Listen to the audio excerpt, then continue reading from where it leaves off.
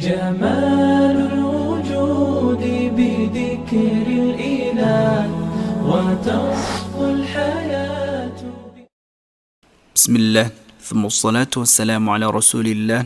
رب اشرح لي صدري ويسر لي أمري واحلل عقدة من لساني يفقه قولي. السلام عليكم ورحمة الله تعالى وبركاته. والله دمانتي بوكسو هذا سهيب ساجد ميديا iyo barnaamijkeeni dhiirigelinta nafta. haddaad nolosha ka raadisid inteeda raaxada leh oo fudud, noloshu way kugu adkaan waadna ku rafaadi.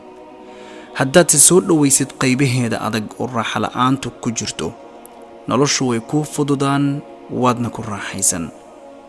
u dhabar adayga iyo helitaanka guushu waxay ku jirtaa inta hadba ay baahidaadu leeg tahay. su'aal: baahidaada iyo cabsidaada keebaa weyn? wax kastood maanta rabtid baahi baad u qabtaa, laakiin inaad saacado badan shaqaysid oo daashid waxaad ka xigtaa caajiska iyo jiifka badan.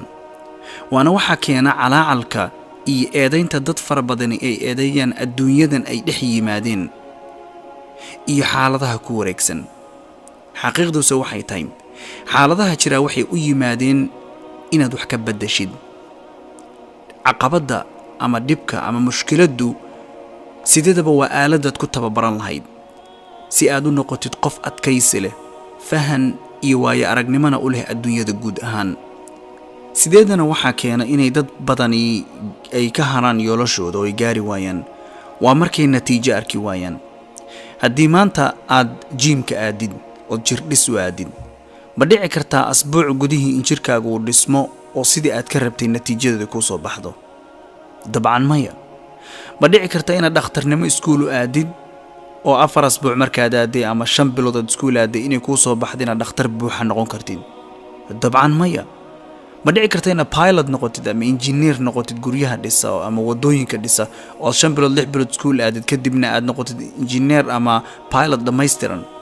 dabcan maya. haddaba adduunyadan aynu u jeednay weyn ilaahay subxaanahu wa tacaala uu tilmaamay aakhiro dhicitaankeeda waa kala mixil basar. waxaa ilaahay subxaanahu wa tacaala uu ina baraya adduunyadan in lagu dhisay fii 6 ayaam.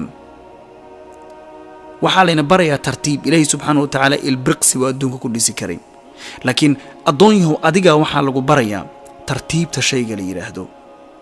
sideedana tartiibtu aad bay u mira macaan tahay, cid kalena ma gaarto ilaa dadka samra moogiye. haddaba aan tusaale ku siiyo cuntada aynu cunno oo aynu maalin walba isticmaalno ah. basashu waa wareegyo, midba midka kale uu dul saaran yahay. haddaad marba mid fiiqdid, marmarka qaar waad ilmayn. micnaheedu waa nolosha kama maarantid. baahida aa qabtaa way weyn tahay, laakiin baahidaadu waa inay ka weynaato cabsidaada. noloshuna sideedaba way ku xagxagan, xanaf bay leedahay, waxyaabo fara badanoo dhibsataad arkaysaa, laakiin waxaa lagaa rabaa dulqaad iyo samir inaad ku wajahdid. yoolkaaga inaad gaartid wuxuu u baahan yahay subaxii inaad goor hor joodariga ka kacdid oo dantaada u kacdid. marka barqinkii qof walbaaba uu qaybtiisa adduunka qismiga u qaato, inaad ta soo kacdid tiraahdid dhibaata ay haysata, taas waxay kuu tahay liidnaan kugu jirta wey. qofka laakiin dantiisa yaqaano baahidiisa gartay, habeenkiina kala bar ka mida wuu istaagaa oo ilaahay subxaanahu wa tacaala gacanta u taagtaa. inta kalena waa seexdaa. subaxiina goor hore joodariga intuu ka tago rabbigii caabudo ayuu kadibna dantiisa iyo waxa uu maalinkaa doonayay inuu ka miro dhaliyo u dhaqaaqaa. ilaahayna subxaanahu wa tacaala wuu ku kaalmaynayaa. sidaa darteed noloshu way kaa oohinaysaa marmarka qaarkood oo way kaa ilmaysiinaysaa. waxaa kaloo tusaale kale ugu filan aan ku siinaya liin bambeelmada liinta la yidhaahdo ama oranjiga iyo liin dhanaanta. labaduba waa 2 shay oon isticmaalno. liin dhanaanta goormaa la intifaacsan karaa? marka la kala gooyo. ma kala gooynta keliya lagu intifaacsan karaa? maya.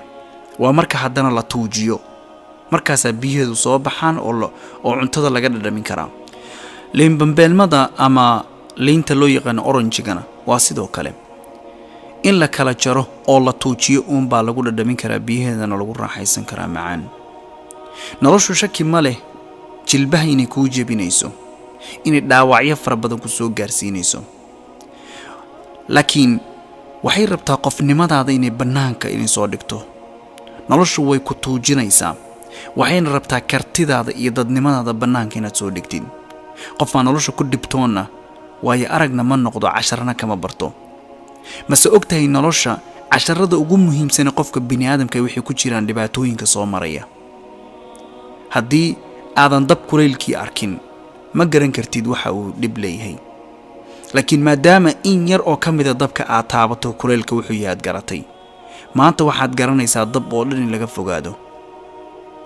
saadarteed shaki ma laha noloshu jilbaha inay kuu jebinayso.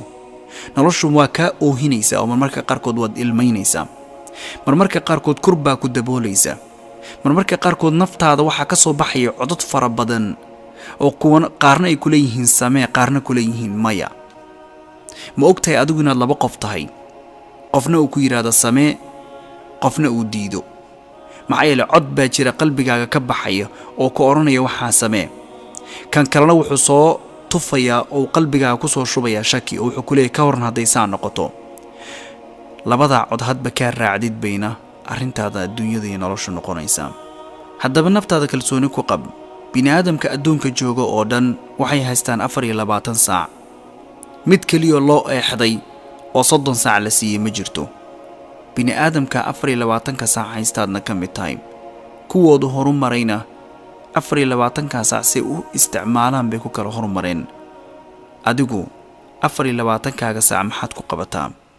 سبحان ربك رب العزة عما يصفون وسلام على المرسلين والحمد لله رب العالمين.